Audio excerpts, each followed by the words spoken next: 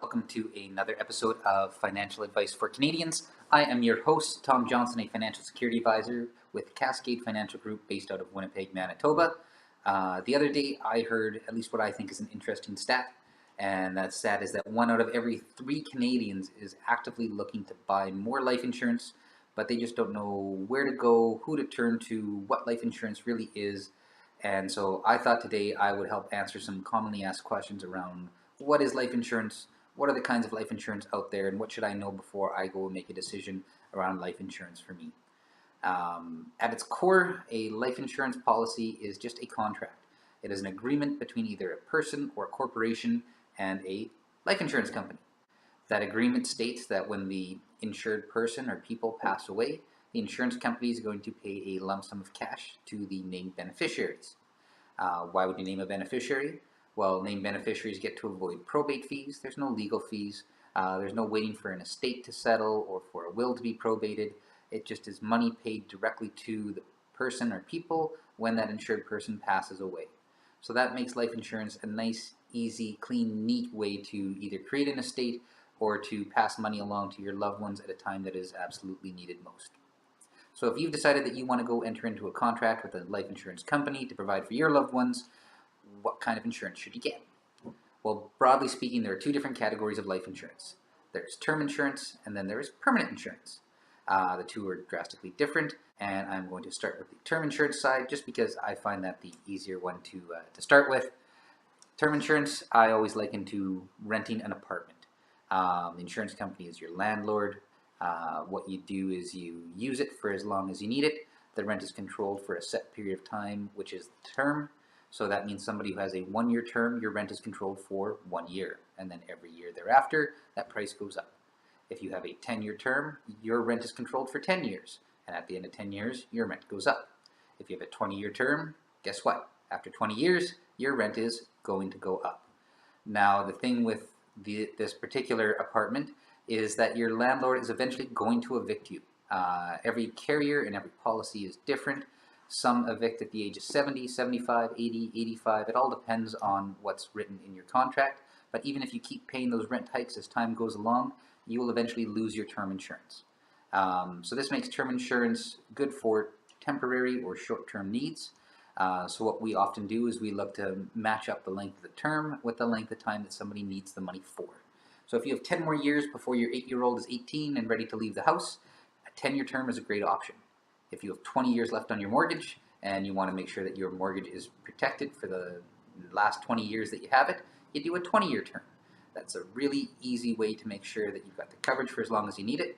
And at the end of the day, you hand the keys back to the landlord, thank them for their time, and you walk away and you've known that you've had the protection the entire time that you needed it.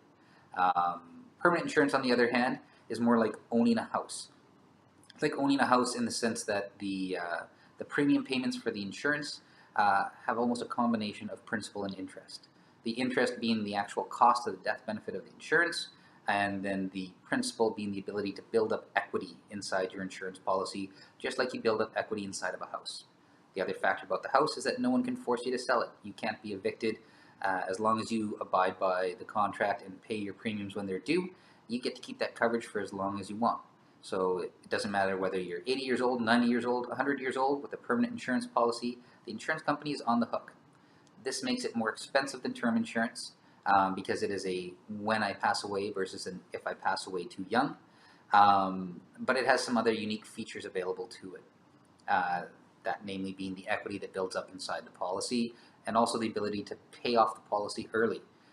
Some contracts allow you to pay up in 8 years, 10 years, 20 years, and then all of a sudden you're done paying, there's no more money coming out of your bank account, but you get to keep that coverage for life, and the insurance company is always on the hook for making that payment when the time comes.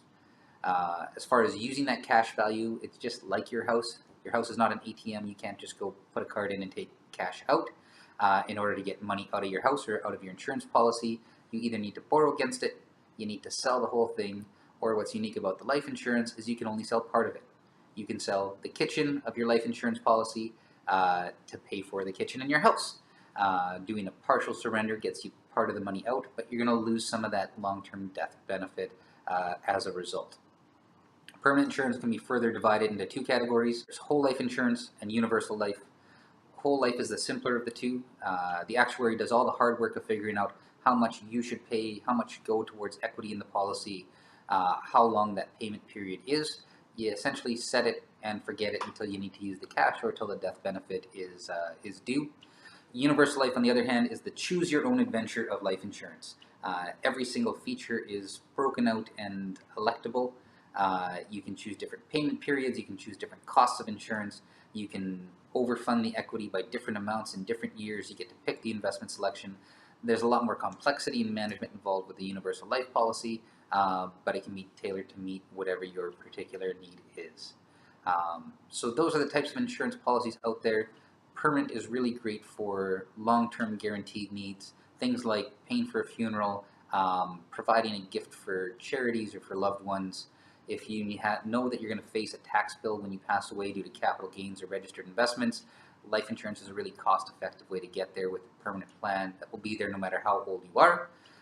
In the meantime, if your needs are temporary and you want to save money, term insurance is 100% the way to go. So I hope you found this educational and informative. Thanks for watching. If you have any more questions, please check out our website, www.cascadefinancialgroup.com, and I will see you next time.